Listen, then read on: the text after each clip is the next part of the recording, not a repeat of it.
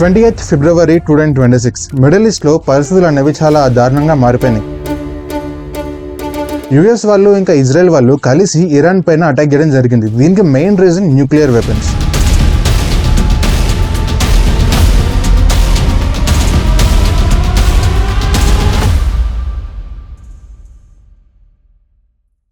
US military వాళ్ళు దీనికి ఏమని పేరు పెట్టారంటే ఆపరేషన్ ఎపిక్ ఫ్యూరీ అని పేరు పెట్టడం జరిగింది.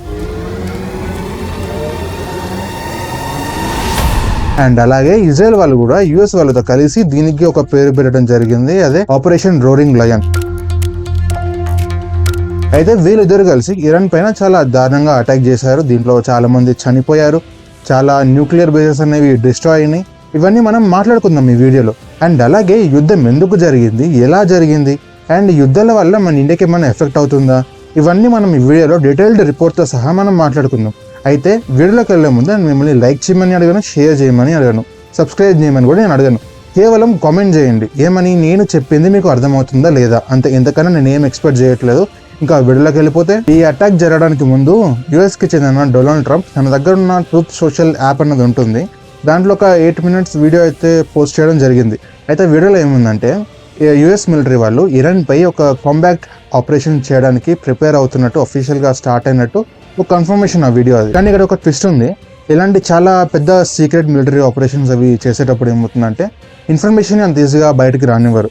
ఎందుకంటే సడన్గా ఒక వార్ స్టార్ట్ అయింది అనుకోండి, ప్రపంచంలో ఉన్న స్టాక్ మార్కెట్లు ఇవన్నీ చాలా ఘోరంగా పడిపోతాయి. అమెరికా చేయాలనుకుంటున్న ఈ అటాక్, ఇరాన్ పై ఏదైతే అటాక్ ఉందో అది ముందే తెలిసిపోయిందని కొన్ని లీక్స్ కూడా, రిపోర్ట్స్ కూడా చెప్తున్నాయి. అది ఎలానంటే పాలీ మార్కెట్ బబుల్ మ్యాప్స్ అనే ఆన్ చైన్ అనాలిటిక్స్ సంస్థ ప్రకారం ఏంటంటే ఈ న్యూస్ ముందే బయటకు వెళ్ళింది. ఎందుకంటే ఇంటర్నెట్ లో కొత్తగా ఒక 6 నుంచి 8 అకౌంట్లు అనేవి క్రియేట్ అయినాయంట. ఆ అకౌంట్లో ఏం జరిగిందంటే ఫిబ్రవరి 28 లోపు అమెరికా అటాక్ చేస్తుంది చెయ్యదా అన్నపై బెట్టింగ్లు అయితే వేయడం స్టార్ట్ చేశారంట. సో దీనివల్ల ఆ కొత్త అకౌంట్లకి దాదాపు $9,89,191 అనేవి ట్రాన్సాక్షన్ అయినట్టు తెలిసింది. అండ్ ఇంకా అలాగే ఏ ప్రిడిక్షన్ కూడా, గ్రోక్ గుర్తుంది కదా మన ఎలాన్ మస్క్ కి సంబంధించిన గ్రోక్ ఏదే. అయితే ఇందులో కూడా లీక్స్ అనేవి రావడం జరిగింది. అంటే గ్రోక్ ని అడిగినట్టయితే ఏమని చెప్పిందంటే, అవును యుఎస్ మిలిటరీ వాళ్ళు ఇక ఇరాన్ పైన అటాక్ చేసే ఛాన్స్ ఉంది, జరగబోతుందని అది కూడా కన్ఫర్మ్ చేసిందని అంటున్నారు. దీని ద్వారా ఏమర్థమవుతుందంటే యుఎస్ లో ఇలాంటి ఒక సీక్రెట్ ఆపరేషన్స్ అనేవి కొద్దిగా లీక్ అవుతున్నాయి, లీక్ అయ్యే ప్రమాదం ఉంది. సరే, ఇంకా ఇవన్నీ పక్కన పెడితే అసలు ఈ అటాక్ ఎలా జరిగిందో చూద్దాం. యుఎస్ మరియు ఇజ్రాయెల్ మిలిటరీ చాలా పెద్ద స్కెచ్ వేయడం జరిగింది. ఒమన్ దేశాన్ని వాడుకొని జెనీవాలో జరిగిన న్యూక్లియర్ నెగోషియేషన్ ఫెయిల్ అవ్వడం, యుఎస్ వాళ్ళు ఇరాన్ కి 10 days అనే డెడ్ లైన్ ఇవ్వడం జరిగింది. అంటే న్యూక్లియర్ పవర్ ప్లాంట్స్, న్యూక్లియర్ కి సంబంధించిన వెపన్ తయారు చేసే విధానం ఏదైతే ఉందో, ఆపరేషన్ మొత్తం ఏదైతే ఉందో క్యాన్సిల్ చేయండి, మీరు చేయాల్సిన అవసరం లేదు అని ఆపేయడానికి ఒక 10 days అనేది డెడ్ లైన్ ఇవ్వడం జరిగింది. కానీ ఎంత చెప్పినా ఇక ఇరాన్ వినలేదు. వాళ్ళకి ఏంటంటే న్యూక్లియర్ వెపన్ అనేది కంపల్సరీ కావాలన్నట్టు కంకణం కట్టుకున్నట్టు కూర్చున్నారు. అయితే ఇక్కడ వాళ్ళకి న్యూక్లియర్ వెపన్ వస్తే ఏమవుతుందంటే ప్రపంచంలో ఉన్న ఈ బ్యాలెన్స్ ఏదైతే ఉందో అది విడిపోతుంది. ఇప్పుడు మిడిల్ ఈస్ట్ కంట్రీస్ అనేవి చాలా వరకు అన్ని ముస్లిం కంట్రీస్గా మారిపోయినాయి రెవల్యూషనరీ వచ్చిన తర్వాత. అయితే చాలా ఇప్పుడు న్యూక్లియర్ ఇరాన్కి వచ్చిందనుకోండి, పక్కనున్న కంట్రీస్కి కూడా వాళ్ళు కూడా కావాలి, గొడవలు అనేవి మొదలవుతూ ఉంటాయి. అండ్ అలాగే న్యూక్లియర్ వెపన్ అనేది ఇరాన్కి వచ్చింది అనుకోండి, కన్ఫర్మ్గా ఇజ్రాయెల్కి ఇరాన్కి మధ్య చాలా పెద్ద యుద్ధం జరిగే ఛాన్స్ ఉంది. ఇది చాలా ఘోరమైన యుద్ధం జరిగే ఛాన్స్ ఉంది, ఎందుకంటే చాలా పెద్ద శత్రువులు రెండు దేశాలు. సో అందుకని ఈ న్యూక్లియర్ మీరు ఎలా అయినా తయారు చేయడం ఆపాలి అని ప్రపంచ దేశాలు కంకణం కట్టుకుని కూర్చున్నాయి. ఇంకా ఈ అటాక్ కోసం ఏమేమి వాడారో చూద్దాం. అయితే ఇజ్రాయెల్ ఎయిర్ ఫోర్స్ లోని వాళ్ళు చేసిన అతిపెద్ద అటాక్ ఇదే. ఇంత పెద్ద అటాక్ ఇంతవరకు వాళ్ళు ఎప్పుడు చేయలేదంట. దగ్గర 200 ఫైటర్ జెట్స్, ముఖ్యంగా అడ్వాన్స్డ్ F-35 లైట్నింగ్ 2 మరియు F-15 జెట్స్ తో ఇరాన్ లోకి వెళ్లి 500 మిలిటరీ బేసెస్ ని టార్గెట్ చేయడం జరిగిందంట. ఇంకా యుఎస్ఏ పెంటగాన్ వాళ్ళు డైరెక్ట్ గా యుఎస్ నుంచి B-2 స్టెల్త్ బాంబర్ ని పంపించడం జరిగింది. అయితే ఈ బాంబులు దాదాపు 2000 pounds వరకు బరువు ఉంటాయంట, చాలా ప్రమాదకరమైనవి. ఇవేంటంటే నేలలోకి చొచ్చుకునే న్యూక్లియర్ బేసెస్ ఏవైతే ఉన్నాయో, అండర్ గ్రౌండ్ లో ఉంటాయి కదా, వాటిని కూడా నాశనం చేసేంత పవర్ అనేవి వీటికి ఉంటుంది. ఇవి వాడడం జరిగింది డైరెక్ట్ గా. యుఎస్ నేవీ కూడా క్రూజ్ మిసైల్ అయితే వాడడం జరిగింది. మెయిన్ టార్గెట్ ఏంది, ముఖ్యంగా టెహరాన్. ఇదేంటంటే ఇరాన్ కి ఒక పొలిటికల్ క్యాపిటల్ లాంటిది అనమాట. అంటే చాలా మంది పొలిటిషియన్ లీడర్స్, సుప్రీం లీడర్స్ అందరు ఇక్కడే చచ్చుంటారు. అండ్ ఇంకా ఇసఫాన్, ఇంకా కొన్ని వేరే ప్రాంతాల్లో అయితే అటాక్ చేయడం జరిగింది. అయితే వీళ్ళ ముఖ్యమైన టార్గెట్ కూడా ఒక సుప్రీం లీడర్, అతని పేరే ఏంది, ఐతొల్లా ఇది అనుకుంటా. అయితే ఇతను ఇరాన్ కి చెందిన ఒక సుప్రీం లీడర్ అనమాట. ఇతను ఏంటంటే వీడు ఏం గొప్ప పనులు చేశాడంటే ఏం గొప్ప పనులు చేయలే. 8 years చైల్డ్ మ్యారేజెస్ ని లీగల్ చేయడం జరిగింది.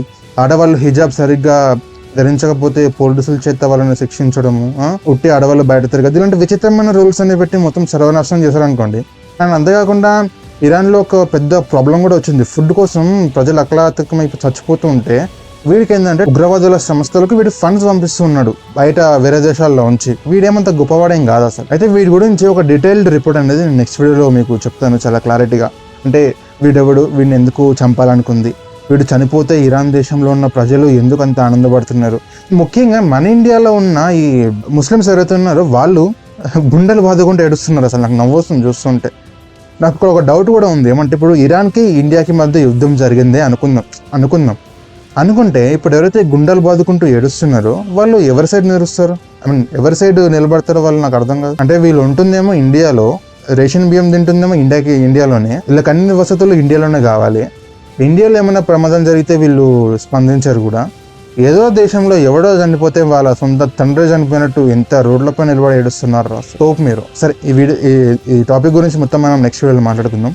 అయితే ఈ అయతొల్లాని చంపడానికి యుఎస్ మిలిటరీ వాళ్ళు ఇజ్రాయెల్ చాలానే ఉక్కట్బందీగా ప్లాన్ చేసి కొట్టడం జరిగింది. ఎక్కడైతే దాక్కుని ఉన్నాడో ప్రిసైజ్ అటాక్ చేయడం జరిగింది. కరెక్ట్ గా గురిపెట్టి కొట్టడం చూసారా, అది భూమిలోకి చొచ్చుకొని వెళ్ళిపోయి వాడు ఎక్కడైతే సేఫ్ గా దాక్కుని సేఫ్ హౌస్ లో ఉన్నాడో వాడిని అక్కడే లేపేశారు. అయితే ఇతను అక్కడే చనిపోలేదు అనమాట.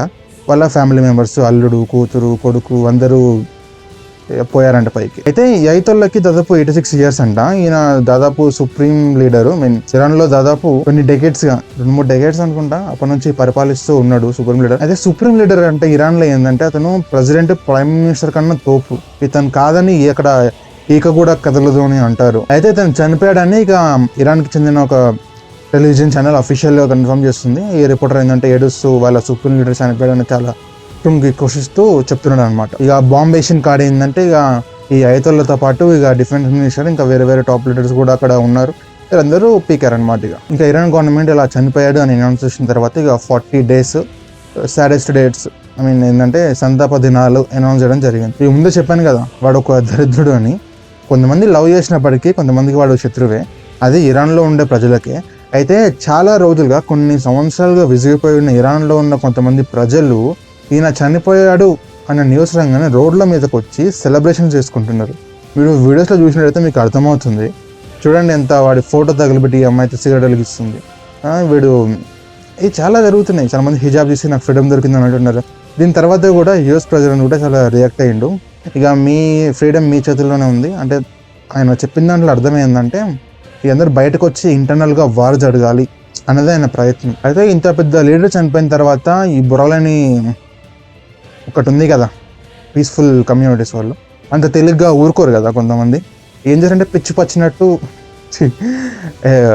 పట్టినట్టు ఇక యుఎస్ మిలిటరీ బేసెస్ ఏ దేశాల్లో అయితే ఉన్నాయో ఆ దేశాల్లో ఉన్న యుఎస్ మిలిటరీ బేసెస్ పైన అటాక్ చేయడం స్టార్ట్ చేసింది. చాలా వరకు దుబాయ్ కానివ్వండి, కువైట్ కానివ్వండి, వివిధ ప్రాంతాల్లోనే అటాక్ చేశారు.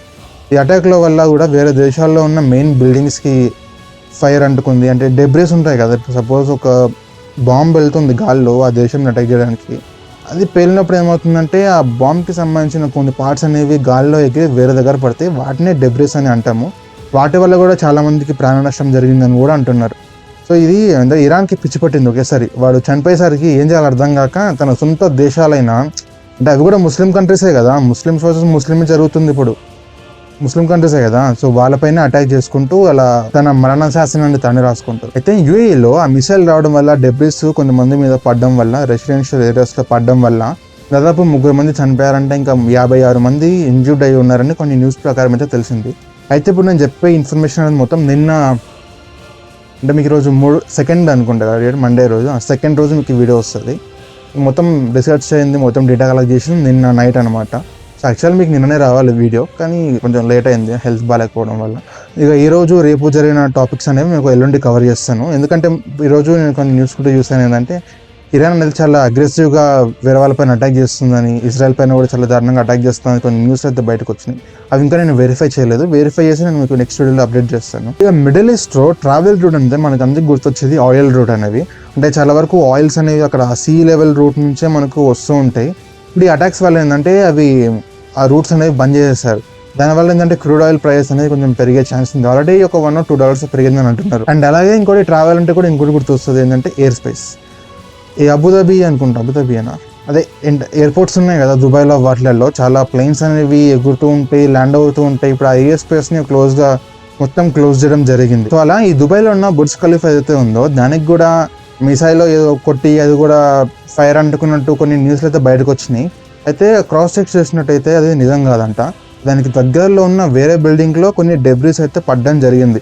ఇరాన్ నుంచి వెళ్ళిన ఒక మిసైల్ అనేది అక్కడ వెళ్తే దానికి సంబంధించిన కొన్ని పార్ట్స్ వచ్చి ఈ రెసిడెన్షియల్ ఏరియాస్ ఆ టవర్ దగ్గర పడింది.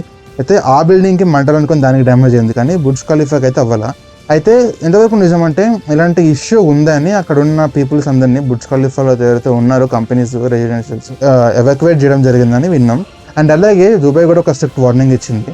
ఈ బుర్జ్ ఖలీఫా ఎఫెక్ట్ అయింది, డ్యామేజ్ అయిందన్న ఫేక్ న్యూస్ అనేవి చాలా సర్క్యులేట్ అవుతున్నాయి.